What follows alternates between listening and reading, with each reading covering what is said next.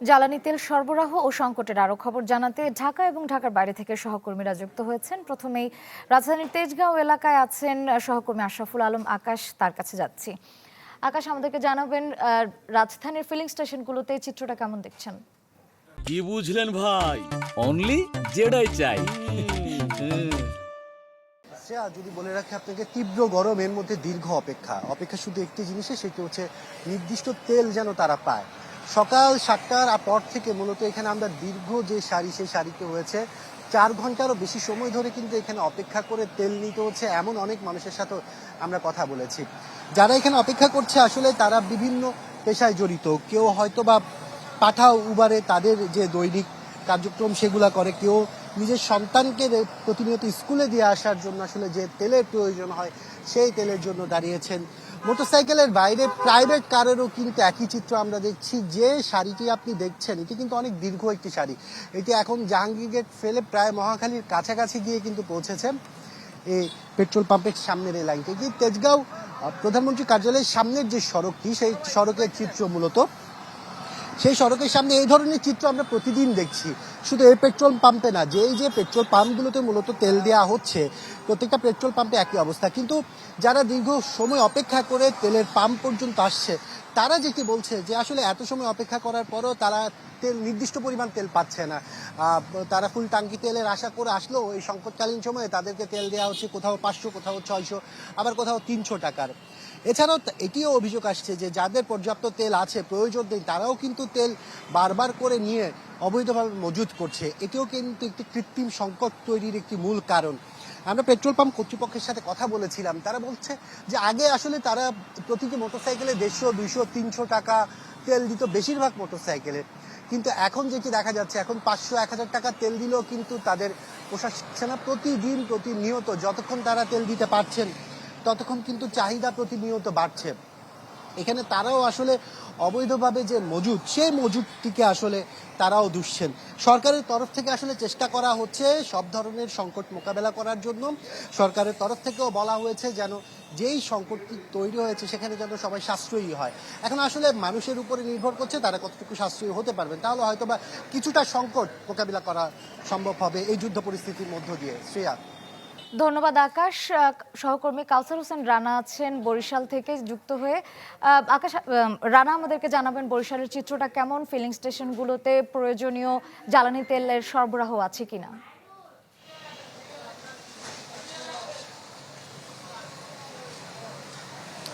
হ্যাঁ শ্রেয়া, বরিশালের অবস্থাটাও খুব একটি ব্যতিক্রম নয়। এখানেও আজ প্রচুর গরম পড়েছে এবং সেই গরম এবং রৌদ্র অবস্থার ভিতরেই মানুষজন অপেক্ষা করছে দীর্ঘ সময় তেল নেওয়ার জন্য। আমি এই মুহূর্তে রয়েছি বরিশালের সাগরদী এলাকায় ডোস্ট ফিলিং স্টেশনে, যেখানে আমি ঘন্টার ব্যাপী সময় এখানে রয়েছে এবং তখন থেকে দেখছি যে মোটরসাইকেল আরোহী থেকে প্রাইভেট কার সহ মাইক্রোবাস অর্থাৎ 4 চাকার যে যানবাহনগুলো রয়েছে সেগুলো একের পর এক এখানে ভিড় করছে তেল নেওয়ার জন্য।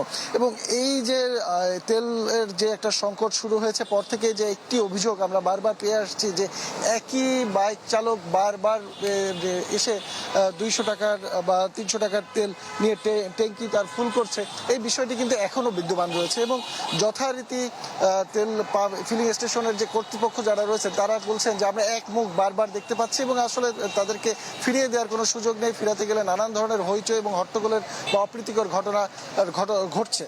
তো তারা বলছেন যে এই যে প্যানিক সৃষ্টি বা আতঙ্ক সৃষ্টি, এটা যদি যারা ক্রেতা তারা যদি নিজেরা একটু সতর্ক হয়, সচেতন হয়, তাহলে এটা সম্ভব না। তবে আমরা একটি বিষয় এখন দেখেছি যে এখানে কিন্তু আইন শৃঙ্খলা রক্ষাকারী বাহিনীর সদস্যরা উপস্থিত রয়েছেন পরিস্থিতি মোকাবেলার জন্য এবং ট্যাগ অফিসার বা ট্যাগ অফিসারের প্রতিনিধি রয়েছেন যারা তেল খালাস করা বা তেল যথাসময়ে নিয়ে এসে আনলোড করা হচ্ছে কিনা সেই বিষয়গুলো দেখছেন এবং কেউ যেন তেল মজুদ না করে সেই বিষয়গুলো দেখছেন। বরিশালে অবশ্য এখন পর্যন্ত এরকম ভাবে বড় কোনো অভিযানে বড় কোনো চালান আটক হয়নি এই পর্যন্ত, ঠিক আছে। তবে খুচরা বাজারে বা প্রান্তিক পর্যায়ে কিন্তু তেলের সংকট বেশি রয়েছে। বড় যে উপজেলা পর্যায়ে তেল বেশি দামে বিক্রি হচ্ছে এমনটিও অভিযোগ রয়েছে। এবং আমরা যেটি জেনেছি প্রশাসনের পক্ষ থেকে যেটি জানা হয়েছে বরিশালে 29টি পেট্রোল পাম্প রয়েছে, সেই 29টি পেট্রোল পাম্পে ট্যাগ অফিসার নিয়োগ দেওয়া হয়েছে এবং তারা তেল যেন সঠিকভাবে দেওয়া হয়, সুষ্ঠুভাবে দেওয়া হয়, কোনো মজুদ না হয় সেজন্য তারা ব্যবস্থা নিয়েছেন। এখন যেটা প্রয়োজন সেটি হচ্ছে যে ক্রেতা যারা রয়েছে তাদেরকে আরেকটু সচেতন হওয়া। এই ছিল বরিশালের পরিস্থিতি। শ্রেয়া। ধন্যবাদ রানা। আমাদের সাথে আরো একজন সহকর্মী বেলাল হোসেন সজল যুক্ত হয়েছেন খুলনা থেকে। সজল, আমাদেরকে জানাবেন খুলনার কি পরিস্থিতি?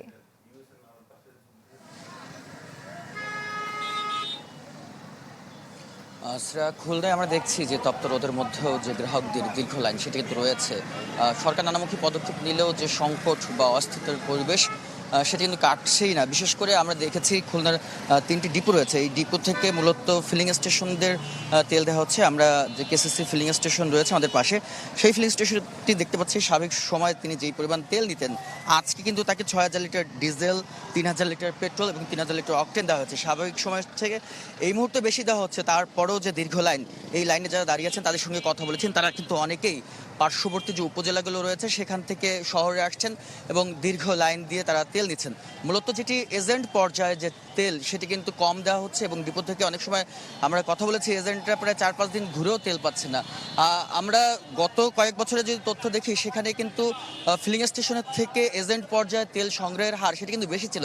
সরকার এজেন্ট পর্যায়ে এখন তেলের দেওয়াটাই সেটা একটু কমিয়ে দিয়েছে, ফলে দূর দূরান্তে যারা রয়েছেন বিশেষ করে উপজেলা পর্যায়ে যেখানে ফিলিং স্টেশন নেই সেখান থেকে মানুষ কিন্তু শহরমুখী হচ্ছেন এবং শহরে একটি দীর্ঘ জটলা দেখা যাচ্ছে এবং সংকটের যে চিত্র সেটি তুলে আসছে। কিন্তু উপজেলা পর্যায়ে যেই সব খোলা বাজারে তেল বিক্রি হতো সে জায়গায় কিন্তু তেল পাওয়া যাচ্ছে না। অনেকে আমরা দেখছি এই ফিলিং স্টেশন নিয়ে তেল নিয়ে তারা কিন্তু খোলা বাজারে বিক্রি করছেন এবং গতকাল রাতেও দেখেছি একটি স্থানে 210 টাকা করে অকটেন বিক্রি করা হচ্ছিল, পরে ভ্রাম্যমাণ আদালত সেখানে যায় এবং 3,000 টাকা জরিমানা করে।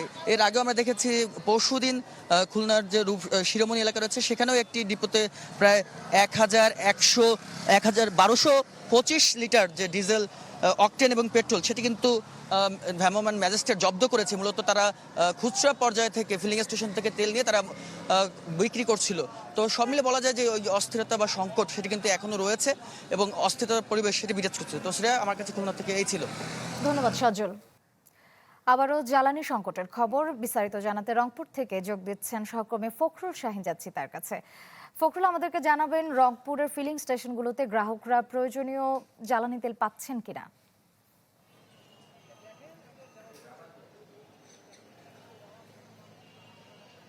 সকাল থেকে আমি আছি রংপুর শাপলা ফিলিং স্টেশনে এবং এখানে এসে দেখছি যে এখনো আসলে তেল দেওয়া হচ্ছে না। তবে মোটরসাইকেলের যে লাইন সেটি আমরা কিন্তু ভোরের পর থেকেই লক্ষ্য করেছি এবং আমরা কথা বলে জানতে পেরেছি এবং তাদের সঙ্গে কথা বলেছি। তারা বলছেন যে আসলে কখন তেল দেওয়া হবে সেটি তারা নিশ্চিত না, তবে তার আগে থেকে তারা লাইন ধরে আছেন, কারণ যখন তেল দেওয়া শুরু হবে তখন লাইনের ভিড়ে হয়তো তারা তেল নাও পেতে পারেন। এই আশঙ্কায় তারা কিন্তু ভোর থেকেই লাইন ধরে থাকেন তেল না দেওয়া হলেও। তবে আমরা আজকে যে তথ্যটি পেয়েছি সেটি হচ্ছে যে রংপুরের মোটামুটি সব ফিলিং স্টেশনেই তেল দেওয়া হবে। তবে সকালে এখনও শুরু হয়নি তেল দেওয়া। আমরা তথ্য পেয়েছি যে 12টার পরে হয়তো শুরু হবে এই তেল দেওয়া এবং আমরা সব ফিলিং স্টেশনে এবং জেলা প্রশাসকের কার্যালয় থেকে তথ্য পেয়েছি সেটি হচ্ছে যে আজকে আসলে কোনো ফিলিং স্টেশনে ঘাটতি হবে না, অর্থাৎ ফাঁকা থাকবে না, সবাই তেল দিতে পারবেন। তবে দুপুরের পর হয়তো তেল দিতে পারবেন। আমরা এই ফিলিং স্টেশনের কথা বলেছি, তাদের সঙ্গে কথা বলেছি, তারা বলছেন যে এইমাত্র তাদের আসলে তেলের গাড়ি 3,000 লিটারের গাড়ি চলে এসেছে, তারা একটু পরে হয়তো শুরু করতে পারবেন। তবে তার আগে কিন্তু শত শত মোটরসাইকেল লাইনে দাঁড়িয়ে আছেন। এই চিত্র বলে দিচ্ছে যে আসলে তেলের কতটা সংকট। যারা মোটরসাইকেল চালক আছেন তাদের সঙ্গে কথা বলেছি, তারা বলছেন যে 2-3 পাম্প ঘুরে তাদেরকে তেল পেতে হয়। দীর্ঘ লাইনে দাঁড়িয়ে দেখা যাচ্ছে 3 থেকে 4 ঘন্টা পর্যন্ত লাইনে দাঁড়িয়ে থাকার পরে তারা তেল পান এবং এই অবস্থা প্রায় 1 সপ্তাহ ধরেই চলছে, এর কোনো পরিবর্তন নেই তারা বলছেন। এবং আমরা যে ফিলিং স্টেশনে যারা তেল বিক্রি করেন, বিক্রেতা আছেন এবং ম্যানেজার আছেন, তাদের সঙ্গে কথা বলেছি, তারা বলছেন যে অনেক মোটরসাইকেল চালক আছেন, তারা আসলে মোটরসাইকেলের তেল থাকা সত্ত্বেও তেল নিতে আসেন। তো এই বিষয়গুলো যদি তদারকি করা হয়, অনেকে আসলে মোটরসাইকেলের তেল থাকা সত্ত্বেও তেল নিতে আসেন, তাদেরকে যদি জনে জনে তদারকি করা হয় তারা বলছেন তাহলে এই যে সংকট এটি তারা মোকাবেলা করতে পারবেন। কারণ আগে যে পরিমাণ তেল তারা পেতেন এখনও সেই পরিমাণে তেল পান, কিন্তু এই 2 ঘন্টার মধ্যে বা 3 ঘন্টার মধ্যে তারা কিন্তু তেল শেষ হয়ে যায়। তো এই ছিল এখানকার সর্বশেষ। ধন্যবাদ ফখরুল।